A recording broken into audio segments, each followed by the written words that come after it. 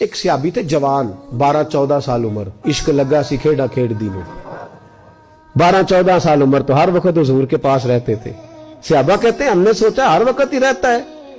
ایک دن نبی پاک صلی اللہ علیہ وسلم نے کہا ان کو ذرا بتاؤں تو صحیح ہے مجھ سے پیار کتنا کرتا ہے. صحابہ کو تجربہ کرانے کے لیے حضور نے اس سے کہا مجھ سے پیار کرتے ہو؟ اس نے کہا بیبا آپ کو پتہ ہی ہے سارا. تو حضور نے فرمایا جاؤ اپنے باپ کی گردن کاٹ کے لاؤ. کس کی؟ اوکھا جے بابا کام. ہاں اپنے باپ کی گردن کاٹ کے لاؤ. 12-14 سال عمر, چھلانگ لگائی. مسجد نبوی کے دروازے پر مولا علی شیر خدا کھڑے تھے. ان کی گردن میں تیر کمان تلوار تھی, کھینچی تلوار. اور جب دوڑے نا جذبات میں تو حضور نے فرمایا اسے پکڑ لاؤ, اس نے سچ مچ کاٹ کے لے آنی ہے.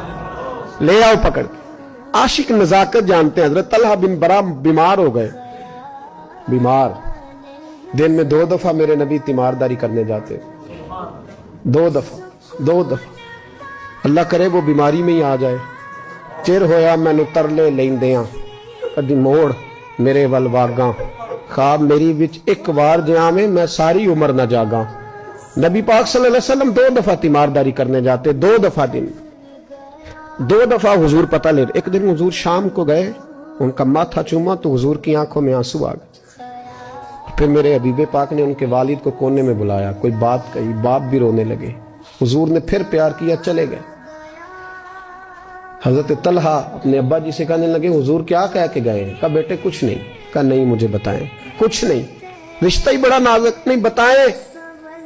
تو باپ نے سر پہ ہاتھ رکھا, کہا حضور کہہ گئے ہیں تو آج شام کو فوت ہو جائے.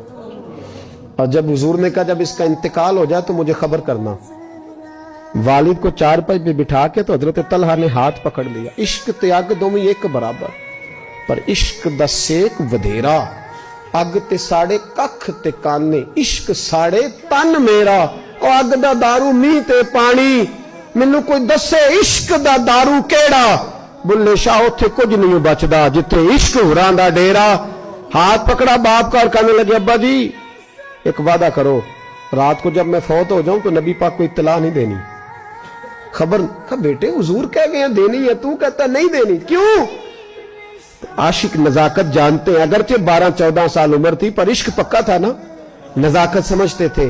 کہنے لگے ابا جی جن گلیوں سے حضور نے گزر کے آنا ہے وہ یہودیوں کی گلیاں ہیں. ایسا نہ ہو میرے جنازے کی خاطر حضور گزرے اور کوئی میرے نبی کو تکلیف دے دے, اس لیے خبر نہیں کرنی مصطفیٰ کو. آپ جنازہ پڑھ کے دفنا دینا. رات کو انتقال ہوا, باپ نے جنازہ پڑھا, دفن کیا. سارا کچھ جاننے والے رسول آئے. کہا مجھے بتایا کیوں نہیں؟ عرض کی محبوبہ. کہتا تھا حضور کو تکلیف نہیں دینی, میری ذات کی خاطر تکلیف نہ دینا, نہ کوئی یہودی تکلیف نہ پہنچا دے. گلیاں یہودیوں کی ہیں, قربان جائیں. ساری دنیا روضہ رسول پہ, اور میرے رسول نے فرمایا مجھے بتاؤ اس کی قبر کہاں ہے. ساری دنیا روضہ رسول پہ اور نبی پاک اس غلام کی قبر پہ کھڑے آنسو بہہ رہے ہیں. صحابہ کہتے ہیں ہر قبر پہ دعا یہ ہوتی تھی یا اللہ قبر کشادہ کر دے, یا اللہ اس کا حساب آسان کر دے. یہاں دعا بھی انوکھی, اس کے لیے دعا بھی انوکھی, رشتہ ہی بڑا نازک ہے. میرے نبی پاک نے دعا بڑی انوکھی فرمائی. کہا اے اللہ جب میرے طلحہ کی تیرے ساتھ ملاقات ہو تو ذرا اس سے مسکرا کے ملنا, یہ تیری شان کے لائق ہے, ذرا اس سے مسکرا کے ملنا. کہتے ہیں وجد ہو گیا طاری, اس لیے کہ جو رشتہ نبی کا امتی سے ہے اور امت کا رسول سے ہے اس کی نزاکت کو صرف غلام جان سکتے ہیں. غلام جان. میں نے پچھلے جمعے بھی کہا تھا, وہ جو ایک شخص کہنے لگے آپ بتیاں لگاتے ہیں, جھنڈیاں لگاتے ہیں. میں نے کہا بس نہیں چلتا, ہم تو تارے بھی لگا دیں, تمہیں ہمارا پتہ ہی نہیں. میرا دل کرتا ہے گلی گلی پھروں اور یہ نعرہ لگاؤں جان ہے عشق مصطفیٰ, روز فضو کرے خدا, جس کو ہو درد کا مزہ وہ نازے دوا اٹھائے کیوں, اور پھر کے گلی گلی تباہ ٹھوکریں سب کی کھائے کیوں. اگر دل کو یہ عقل دے خدا تو تیری گلی سے جائیں کیوں.